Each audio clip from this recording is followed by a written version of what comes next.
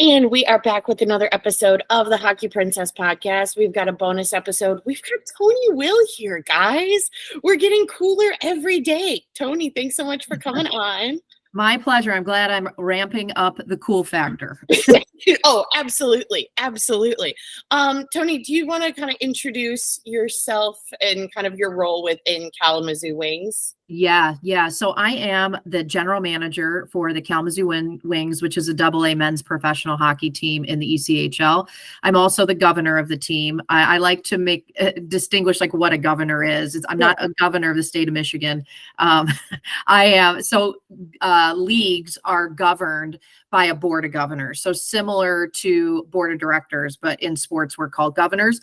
And I'm the first female governor of Kalamazoo and in the league. And then I am the first female governor to sit on the executive committee ever in the history of the league. So I'm really proud of that. And it took a lot of hard work to get there, but I'm sitting there now, and I'm sure we'll dive in a little bit into that. But those are some of my just high level responsibilities in Kalamazoo. Yeah, absolutely. What was kind of the roadmap that got you to like hockey specifically? Yeah, I fell into this career completely on accident. I did not go to college and say, oh, I'm going to be, they didn't have a sports management degree when I went to college. Okay. So I graduated from Western Michigan University in 2001, and I grew up here in Kalamazoo. So I'm born and raised, and I started my career in banking. I got my degree in management, and I spent 13 years in retail banking, managing branches for banks like Old Kent, which became Fifth Third, National City, which became PNC Bank. And I worked my way up into leadership within banking. And that led to some opportunities in Kalamazoo to work inside our economic development agency, which sounds like a bank. It's called Southwest Michigan First, but it's not. And work in the Chamber of Commerce division. There were some changes going on, and someone in the community reached out to me and said, would you be interested in joining us? And I thought about it. I'm like, this would be a big jump in my career. I didn't have any experience with chambers of commerce and what they did, or economic development, but I am definitely a high courage and a risk taker. So I said yes. And I loved what I did externally there, like working with small businesses, doing ribbon cuttings, educating small business owners. I love entrepreneurship, which I'll touch on a little bit in my story too. And but internally, the culture was just, it didn't match my core values. Mm-hmm. So after about 2 years, I left, and I left without, I was in my mid-30s, and I didn't have the next step in place. And so I had a mortgage, I had a husband, I had 3 kids, and I'm like, oh boy. I gotta find something. Yeah. I was like, high courage again. In hindsight, it was the best decision I ever made, because I actually applied for a job in a fashion boutique within Greenleaf Hospitality Group. And it was in the Radisson Hotel here in Kalamazoo. And they called me, and they're like, Toni, you're way overqualified for this job. And I said, I know, I don't want high responsibility, high pressure. I have been in that my whole career at this point. It was 15 years I've been working. And they were like, well, let's go back to the drawing board. So they called me a few weeks later, and they said, we've got something for you that you might be interested in. I said, what was that? Oh. And they said, the Kalamazoo Wings. And I said, the hockey team? Because I grew up and I went to some games, like maybe a handful in my childhood. And they were like, yeah, we're really in need of new leadership and to turn things around. And I responded with, I don't know shit about hockey. And that's why I said, don't know if I can swear, but you might have to bleep that out. But oh yeah, no, you can. You're good. They were like, that's okay. Because we want someone that knows how to sell, knows how to build a team, a staff, not a hockey team, a front office staff, and loves Kalamazoo. And I was certainly all those things. And here I am moving into my 10th year, and it's the best job I never knew I wanted. So I absolutely love it, and had no clue what I was doing, but that I had a roadmap for, I figured it out. Obviously, I'm still sitting here, but so that started the journey. Nice. So the Kalamazoo Wings are breaking all sorts of records in terms of like attendance and getting people inside of the building. Do you feel like your previous job history definitely helped with you guys having as much success as you are recently, slash what are you guys doing differently? So do I think my past? No, I don't. I actually don't think my past job history. I I credit that a lot to the culture within Greenleaf Hospitality Group. I have a lot of autonomy as a leader. Mhm. And one of my strengths is building culture within my team. And so, and I fought, I mean, I want creative ideas, right? And it's fun. Every season when when we sit down to build out the next season, it's a blank piece of paper. So cause games, so it's kind of like a three-legged stool. So we look at cause games, we look at pop culture, and then we look at tradition. And that's how we build the promotional schedule for the themes. And cause games is something that's near and dear to my heart. When I look at the makeup of our front office, of our hockey ops staff, of our players, and we just start there, we touch a lot of different demographics. We've got veterans. We've got, I have a Jewish person on staff. I have a Black sales rep. Our head coach is Black. We have individuals of different sexual orientation. I mean, I could go on and on. You have a female GM. And so we want to represent that in what we're offering in terms of hockey for her, Black Excellence Celebration. We're actually changing that name next season from Black Heritage to Black Excellence. Deaf Awareness is a game we did this year. I wear a hearing aid. And so I thought, there's a whole community of people out there that haven't been represented. Rainbow Ice is really what we became known for. And I will say that was my baby. That was my passion project. We are known for colored ice games historically, like green ice and orange ice and pink ice. And I was like, I want to do rainbow ice, partner that with Hockey is for Everyone with the NHL. And I will never forget that phone call from my ice guy. And he says, what do you want to do? And so I told him my vision, and he brought it to life. We've done that 3 years now in front of sellout crowds. And, it's equal parts. It's interesting when you do stuff like this, when you dive into this cause game space. My number one rule around this is we don't do tokenism. So we are not here to check boxes. We mean this stuff. Mm-hmm. And so it is not for PR. It's not to sell tickets. It is because this represents our greater community. And we want people to come in to our facility, have fun, feel safe, feel seen, feel heard. Right. And so it's really important that we do it the right way. So I'm excited for next season. We haven't yet to reveal what we're working on, but I can promise that we'll be continuing to break all kinds of records. Woo, love that. Yeah, can you speak into more like how the Rainbow Ice, like how that all kind of started? Yeah. So Rainbow Ice started with, like I said, with our colored ice games. And I thought no one ever in hockey has done rainbow. And I thought that would be impactful. And we have this stage, if you will, the ice. I mean, we're the only professional hockey team in Kalamazoo. So how can we use our stage as a way to bring inclusivity into this space, in this hockey world? Hockey is 97% white. So how can we say, no, please come if you're not white? Like, white people, we love you, you come too. I mean, I'm white, but we, so it's like, but the same thing is we want all cultures to come. And so the rainbow represents not just LGBTQ plus, because people get that confused. It's synonymous with that, but it also represents gender, race, religion, disabilities, socioeconomic backgrounds and such. So that's really the origin. And we are the only team that has done it to this day. It's award winning, and we're really proud of that. And we actually just came off a win at the National Sports Forum in Pittsburgh called the Sammy Award. So it stands for Sales, Advertising, Management, Marketing Idea of the Year Award. Wow, that's helpful. And we won. What I pitched was, it's called Inclusive Spirit.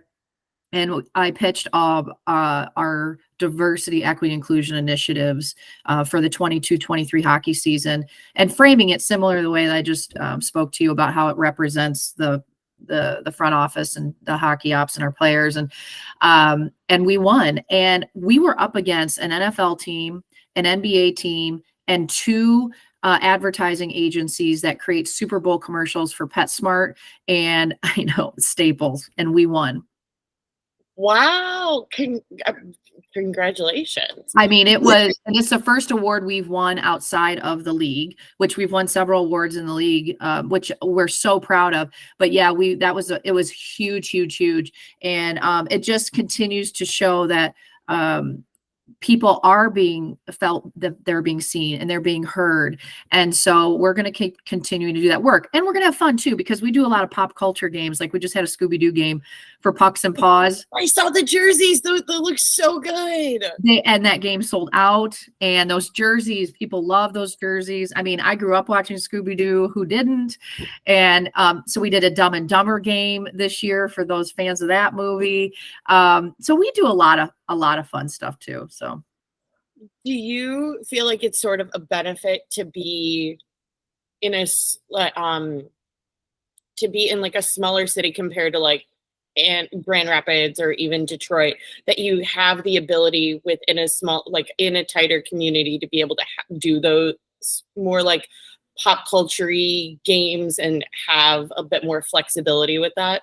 Yeah, it's interesting because there's trademarking we have to be concerned about too, and a lot of these deals are brokered through the league, which is really helpful.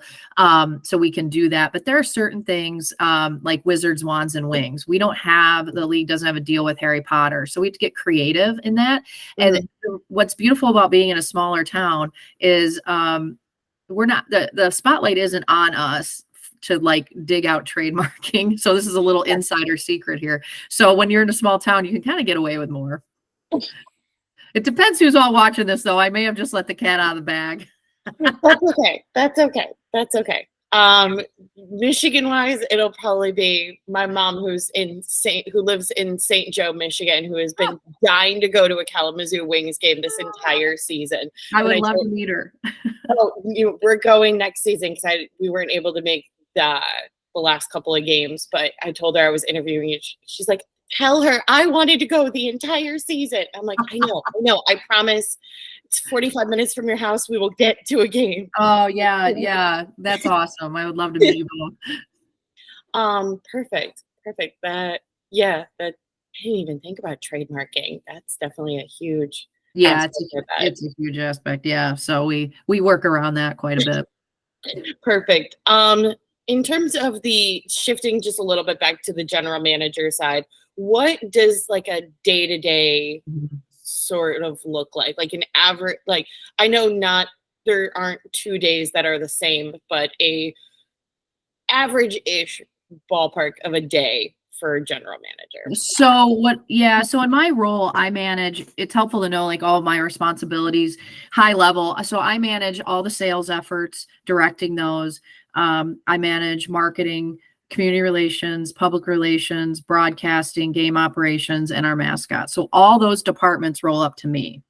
So everything on the business side. So oftentimes my days I'm in meetings, like we're prepping for either the games coming up, like the final preparations for the games coming up in the week, or a lot of it's strategy for the next season. So when the puck drops in October, I shift gears right into the next hockey season.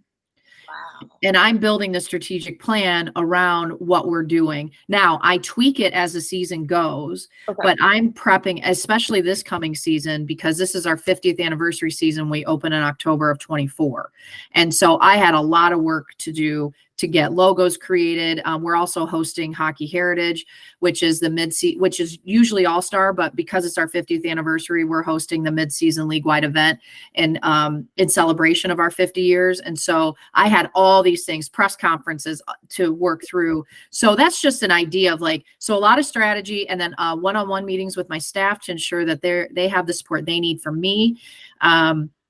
I'm in meetings in the community in terms of different places where I'm involved there. If I'm on a board, I squeeze in workouts in the morning. And then in the evenings, if there's not a hockey game, I mentioned earlier, I'm an entrepreneur and I have my own lifestyle coaching business where I coach clients all over the US and Canada on health and wellness goals specific to like substance reduction or removal, like alcohol and fitness goals. And so I'm a recreational triathlete and accomplished a lot of things in my 20s and 30s around marathons and Ironmans and stuff like that. So I started Mindfulness Elevated 3 years ago, and I love coaching my clients and staying busy. Amazing. I love all of that. What would you say is probably the biggest misconception that folks have about a general manager? Maybe just like the position or like the duties. That's a great question. Yeah, in the ECHL, and I talk about this very openly, but I don't know. So in this league, so it's the NHL, the AHL, and then the ECHL. And so we're developmental. So the players move up and down. Of course, the players want to play in the show, right? They want to go to the NHL. And we've had a lot over the almost 50 years make it up to the NHL and been Stanley Cup winners. And Jordan Biddington was the last one we've had, and that was just a couple years ago. So we're really proud of that. But so GMs at the American League and the NHL, they are very involved in the player transactions and the recruiting. At the ECHL, we are not. Okay. Now, and that's most teams. Now, there's like maybe 2 in our 28-team league that are, but the GMs in the ECHL focus on the business side. And then the head coach is the director of hockey ops, where they coach and then they do the recruiting and all the players stuff. I didn't even know that. Thank you. That was going to be one of my next questions. Yes. Very interesting. What has been sort of your favorite part of being a GM for the Wings? Oh my God, I love so much about my job. I think the creativity and the ability, because we're privately owned and our owners are Bill Johnson and Rhonda Stryker are just fabulous. They're just so trusting and they're like, go do, Toni. And so I have the ability to really, my team and I, to make an impact, right? So I love that. I love the work I'm doing and the support I have about women in sports. I'm a minority in my role. There is less than a handful of women that do what I do for a living. And I run into challenges with that. And that's okay. I'm up for the task. I'm a strong woman. And what I'm working on is bringing women together. In the ECHL, I created a mentor-mentee program, which I'm launching here in a week. And then prior to that, I had quarterly meetings with these women that work in the ECHL to help them connect, mentor, grow, and learn. I have a book club for women in sports for the ECHL. And then I took it to a larger stage with the National Sports Forum. I'm on the steering committee there. And I hosted the first ever all women in leadership sports panel last in February in Pittsburgh. So I'm doing a lot of work there, and I love that because I have 2 daughters, and I want to be able to help remove barriers for them and whatever they decide to do. And so if maybe they work in a field where where it's male dominated, because a lot of fields are. And so how do I blaze a trail and help remove some of those barriers? So that's the work I'm doing. And I get so much support from the Kalamazoo Wings, from the league, from Greenleaf Hospitality Group to do all that. And I'm so grateful because not every organization is like that. Yeah, that's incredible. What sort of hurdles are you currently facing or have you faced being a woman in sports? Oh yeah. Yeah, I face them. People think they have a certain amount of access to me sometimes and can talk to me in a certain way that they wouldn't do if I were a man. And I'm small. I'm 5'2". I'm not imposing. I'm a petite middle-aged woman, and so I just ran into this a couple weeks ago. So it's oftentimes I've been told we're more emotional. So I've been told that I lack common sense in certain meetings, or that I take things personally. Now, you don't hear men spoken to that way. And I'm giving you like within the last 4 weeks examples. So some are macro and some are microaggressions, right? And when people say, gentlemen, let's get this meeting started. Oh, and lady, right? Like, oh, first I'm an afterthought. First you forgot, and then I'm an afterthought. And so it's like, unless you're in that position, you don't really understand how that feels. And so I have to balance professionalism, my own desire to want to stand up for womankind, and that's why I talk so openly about it, because I know it's not everyone, right? But it's hard to change that thought process and understand, like, the words you're saying are offensive. You just need to be educated. So I don't think it's malicious most of the time. Gotcha. Oh, perfect. My favorite question to ask. And we've spoken on it just a little bit, but it's still my favorite. What has been, with the Kalamazoo Wings, what has been your favorite moment with, like, directly because, as a direct correlation because of your job, and your favorite moment, maybe like a behind the scenes sort of like perk because of where you are with the Kalamazoo Wings? Yeah, my favorite moment. So it was Rainbow Ice and tied, and I say was because I think a new one trumped it, which I already talked about. But Rainbow Ice, but I haven't talked about when we earned our spot in the Guinness Book of World Records for the largest lightsaber battle back in November of 2019. Yes. That was freaking cool. And I'm not a Star Wars fan. I mean, like, I've seen the movies, but I'm not like in like fan clubs or whatever. But oh my God, that was one of the coolest things to witness and be a part of and build. It was a lot of work, but it's so cool. And I have the Guinness book here and we're in it, and that's really cool. So that Rainbow Ice and that when we won the Sammy Award this year, that definitely trumped that moment. And I wasn't able to be at the ceremony because I had to fly back to get home for one night to spend some time with my family before I flew to Newfoundland. And I was in the airport when I got the text from my staff that we won. And it was just like one of those, like, oh, like, it just felt, it took all of us, right? It was really gratifying. Yeah. How did the lightsaber battle come to fruition? It was months of planning and promoting and executing and working with the Guinness Book, and it was really cool. It was a ton of work, but it was worth it. I mean, the visual alone. We have a huge canvas blow up of the arena with all the lightsabers, and what we did to pull that off in 2019. Did that kind of just start with like your initial, like, first meeting? Like, somebody was like, hey, you should try this. And everyone was kind of like, yes, we should.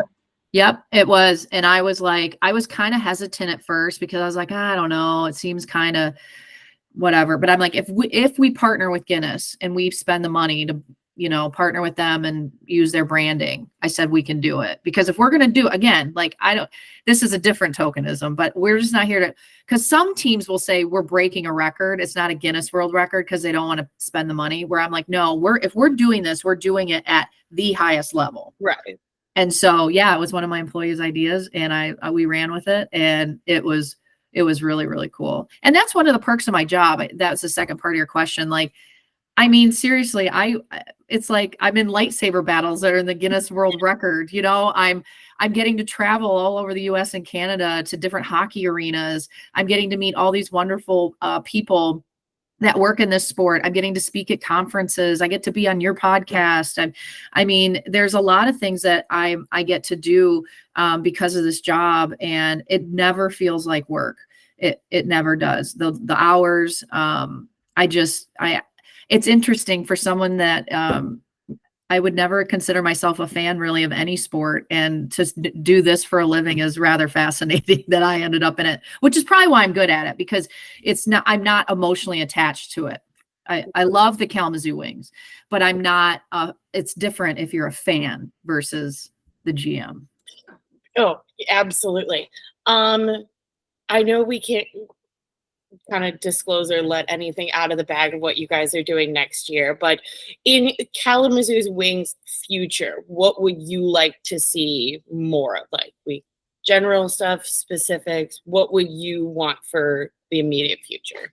Yeah, I don't know if it's anything, the cause games are really important. We're going to Mhm. continue to break new ground there. And so I want to continue to see more of that, continue to have more fun, continue to innovate. Like innovation is one of my leadership pillars, and enjoy the time we have left in this arena because we are building a new arena downtown Kalamazoo. Oh, Yeah, and so we've got about 3-4 years left in this arena. So I really want to. A lot of it's going to be honoring that space that we've been in for 50 plus years. So, and I want to continue to stretch ourselves, right? Like, what do we think is impossible? I love nothing more than to stand at the base of a proverbial mountain and look at the summit and say, let's try and climb that. And I've done that many times in my life. And I love the challenge of that. So I love to bring that enthusiasm and can-do attitude to my staff. And they stand there at the bottom of the base of the mountain with me and they're like, she's nuts, but let's go. how does one decide that you guys are getting a new stadium? Is it kind of like the owners coming to you being like, hey, listen, we've been in this space for so long? Is it the league? Is it your decision? How does that sort of Yeah, definitely not me. Definitely not the league. So our owners, because we're privately owned, this has been something that's been talked about and worked on in our community for 20 years. So this is a long time coming.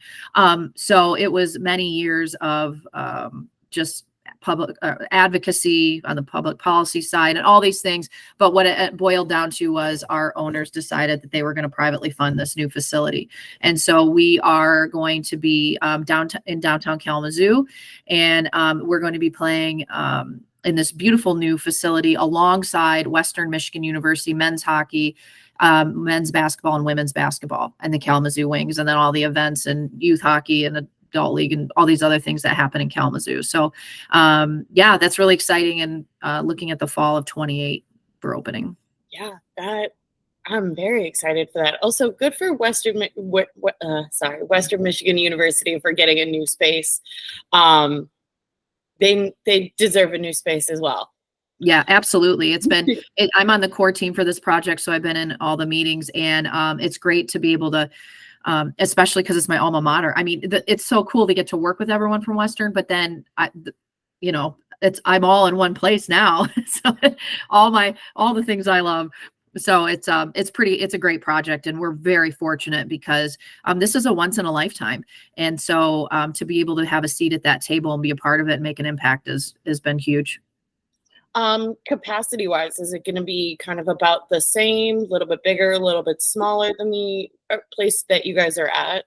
A little bit bigger. So we seat 5,113 now, and this is for hockey. We'll seat 6,500 at the new facility. What a big, beyond the fact that it'll be brand spanking new and the technology and all the things that come along with it, is that we're going to have suites in this new arena. So we don't have we have like catering spaces, but they're not like loges and high-end suites and different things. We're going to have all that suite inventory, which is going to be really exciting.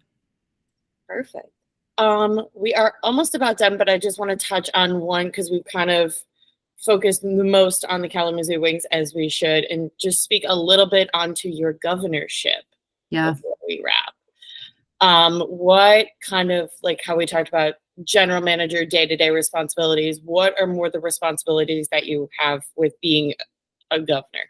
Yeah, so the overall responsibility of a governor is to help direct the league and work collaboratively with the other teams on the health, wellness, vitality of the league in terms of growing the league, and then hockey ops, player safety, things of that nature, because hockey can be a very rough sport, and we want to ensure that these players aren't, they're going to play hockey for a period of time. We don't want these things that occur on the ice to affect them their whole lives. Right. And so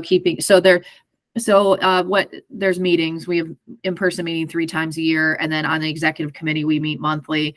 And then, really I also chair 2 committees for the ECHL, so that's part of what I do.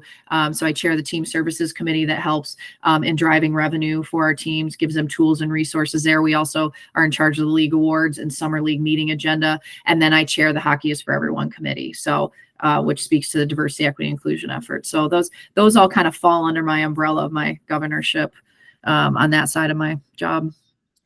Gotcha. So, and correct me if I'm wrong, because like I know on the NHL level they have the Players Association. They're kind of the ones that focus mainly on like the safety and making sure that everyone's getting paid. Is that sort of similar? Like, yes. Yeah. Okay. Yeah. So, and we work hand in hand with the PHPA on those measures. Yep. Exactly. Okay. So, yep, we do. Yes. Lots of work with the PHPA, everything player related, because we want to make sure, like I said, that they're taken care of. Right. I mean, and it's, people love to see fights on the ice. And I'm always like, because I tell Chris, the old guy, all the time, I'm like, a fight is cool, but at the end of the day, especially if they're older, like I'd much rather like you not fight and you go home and remember your kid's name. Like exactly, it's scary. Exactly. I mean, it's just it's a whole long-term wellness, lifespan, health span thing, which I'm super passionate about. So yeah. Perfect. Well, thank you so much for hanging out with us this morning on the podcast. Just as a gentle reminder to all of our listeners, if you are going to a game in Chicago at the end of the season, if you're going to Rockford, Indy, Kalamazoo, please wait for the whistle. I forgot to make this morning announcement. Please wait for the whistle. Do not get up while the puck's in play. The bathrooms will still be there. The food will still be there. The beer will still be there. Please do not try to get back to your seat while the puck is in play. Even if you're on the aisle, it's just not nice to the people around you. They're trying to watch the game. You normally can sit or stand in the corner or like in the aisle and wait and still be able to see the game, but just please wait for the whistle. Yes. Amen, sister. All right, then that is all. Toni, thanks so much for meeting with us. And for all of our regular listeners, we will be talking at you guys on Thursday. Yeah, thanks for having me.